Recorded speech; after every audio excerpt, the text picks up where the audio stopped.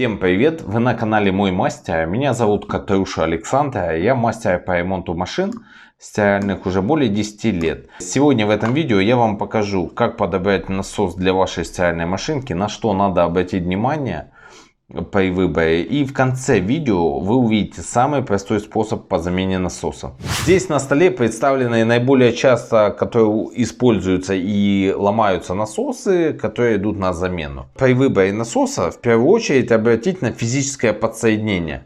Есть насосы на 3 винтика, 3 защелки, 4 защелки и 8 защелок. Так же самое клеммы есть раздельные и вместе на насосе, вот как на этом месте. Наиболее часто используются насосы на 3 винтика и клеммы раздельные. Его можно на большое количество машинок установить. Indesit, Ariston, LG, Samsung и еще там большое количество. Этот список будет длинный. Также есть на 3 защелки. Такого плана раньше выпускали насосы Placet. Сейчас это Lely. Китайский производитель. Видимо, у них выкупил патент, а Placet уже нет, он банкрот. За место старого образца Placet этот подходит. Но не во всех улитках. Там только есть небольшие отличия. Очень старого образца может не подойти. Лучше взять такой, в такой ситуации. Что касается на 3 защелки, если клемма сзади, в основном такой используется Zanussi, Electrolux, AEG. Если фишка на 3 защелках и фишка спереди, такой насос используется в основном Bosch Siemens. Также Bosch Siemens используются насосы на 4 защелки испанского производителя Caprese. Есть такой насос красный и такой белый. Они оба на 4 защелки. Лопасти у них идентичные. Только этот одевается против часовой стрелки с поворотом, а этот за часовой стрелкой. И также самое насосы на 8 защелок. 8 защелок такого плана это более устаревшая модификация. Они сейчас меньше используются. В современных машинках почти не часто встретишь насос на 8 защелок. Он использовался в Beko, Ardo, Candy. Что в насосе наиболее часто ломается? В насосе не электрическая часть, а именно механическая. От посторонних предметов, от постоянной работы втулки изнашиваются, разбиваются, вращаемая часть начинает болтаться, и в магнитном поле этот магнитик залипает и, соответственно, не сливает. Когда оно только начинает этот процесс происходить, и оно такая плавающая ошибка, то сливает, то не сливает, то когда он не сливает, можно стукнуть, и он будет сливать. Но это уже есть такой звоночек, что его надо уже поменять на новую. Обычно они работают от 2 лет, от 2 до 10. Более 10 там не часто они доживают. А теперь я вам, как и обещал, покажу самый простой способ, как поменять насос. Поехали. Машинка Ariston модель ALS109X. Для того, чтобы поменять насос, нам придется положить машинку на бок. И надо ложить необходимо там, где порошкоприемник. Это для того, чтобы если оставалась там вода, либо ополаскиватель, чтобы это все не попало сюда. Если мы положим на этот, ложим только на этот бок. Здесь на этой машинке стоит насос Placet на 3 самореза. Фишка вместе сзади. Мы вместо него поставим Askol M231. Самый ходовой насос с раздельными фишками.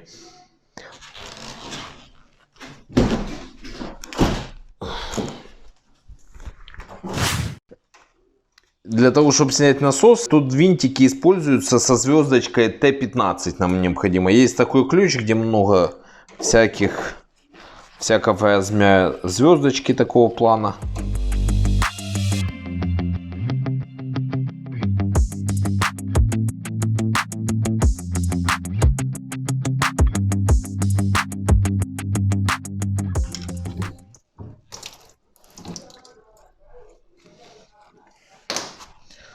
Снимаем фишку с этого насоса.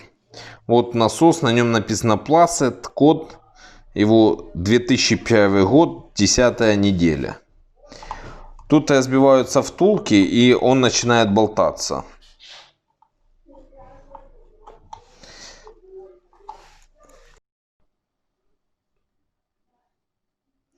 Здесь Askol M332, его же аналог M231. Это насос сделан на три самореза. Здесь отверстие есть на нем. И клеммы для подсоединения. Катушка здесь алюминиевая. Ну, как практика показывает, на работу насоса не влияет именно катушка медь или алюминия. Они одинаково также работают. Этот, конечно, производитель написал, что у него есть временное ограничение. 8 минут работы и 10 минут паузы должен быть, цикличность. Но это рекомендации. Так, теперь мы ставим. Ставим винтик здесь должен быть. И вот мы видим след тут старого винтика. Чтобы они совпали. Они совпадают. Мы теперь попадаем винтиком одним. И надо зафиксировать, чтобы он не выпал, не отвалился.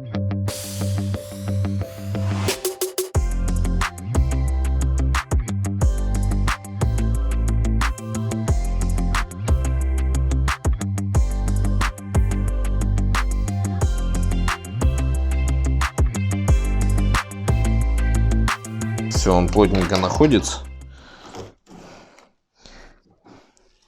Теперь здесь эти клеммы необходимо разделить и сделать автомобильные наконечники. Вот такие наконечники. Мы их обожмем.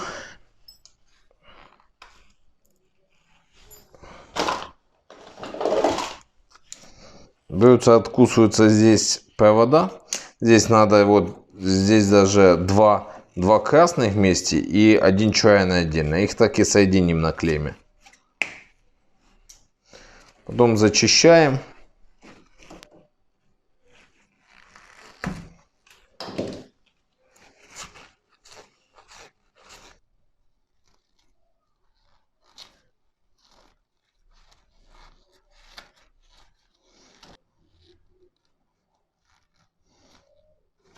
Вот так вот. Здесь припаивать не обязательно. Ток маленький проходит. Это не силовой контакт. Здесь хорошо обжать плоскогубцами. И этого достаточно будет. Оно никуда не денется уж.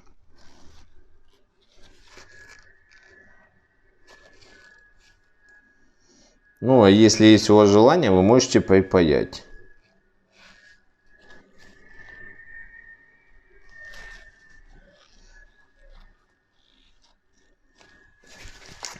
Теперь зачистим аналогичным образом эти два провода одинаково.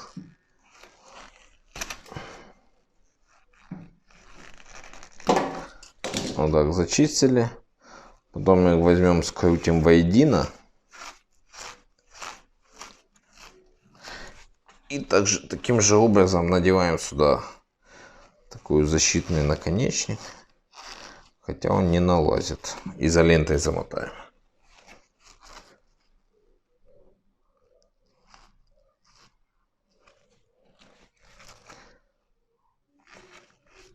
И обжимаем эти наконечники.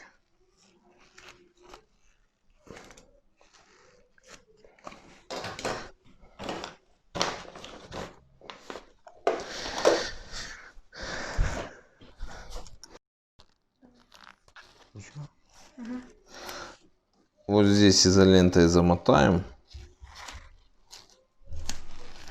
Контакты там разнесены на достаточно удаленном расстоянии.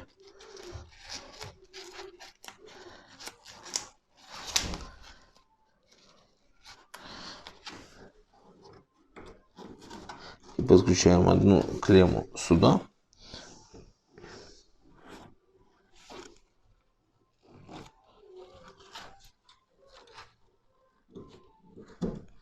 Все, вот две клеммы мы установили.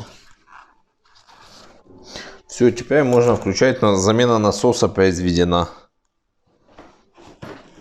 Вот замена насоса окончена. Мы установили насос, клеммы подключили, все винтики зажали. Теперь необходимо будет поставить, налить воду. Если оно отсюда не подтекает, ну надо будет посмотреть, то значит замена насоса закончена. После этого включаете на слив, и он должен сливать воду. Если вам это видео оказалось полезное, то вы можете поставить нам лайк. Будет очень приятно для нас. И подписка тоже будет приятная. И вы всегда узнаете о наших новых и полезных видео в дальнейшем.